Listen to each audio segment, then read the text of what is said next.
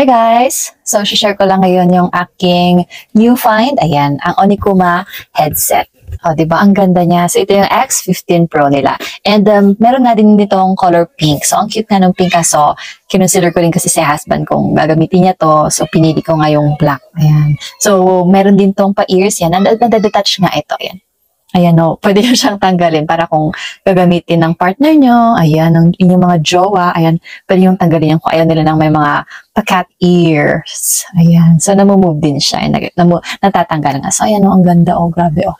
Ang comfy niyang suotin and ayan o, yung microphone niya. Oh, yan. So, super excited nga kung magamit to sa pagtuturo. Pwede nga rin ninyo itong gamitin and it's professional gaming headset. So, sa akin naman, hindi naman ako naglalaro. So, I'll use this sa pagtuturo ko online. And ayan, ang haba ng kanyang cord. And ayan, may USB type. Yung kanyang, ayan, ganyan siya. Wait, ayan. Pwede siya sa laptop. And pwede rin naman yung ganito. Oh, ayan.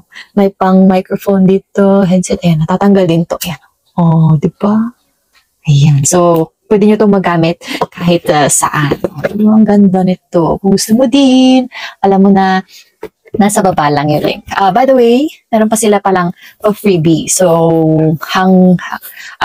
itong kanyang wireless Bluetooth headset. So, bumili na kayo habang may pa-freebie pa sila kasi baka maubos na yung kanilang mga pa-freebie. Ayan. So, ito, pwede nyo ito magamit pa nag-workout kayo, nag-jogging. Tapos, yan mga iba pa nilang pa-freebie. Meron din mga dyan, may warranty card din. Yan. Tapos may manual. And then, ayan, may mga stickers. And of course, ayan, ang cute. Oh, may ano po siya. May anong tawag dito?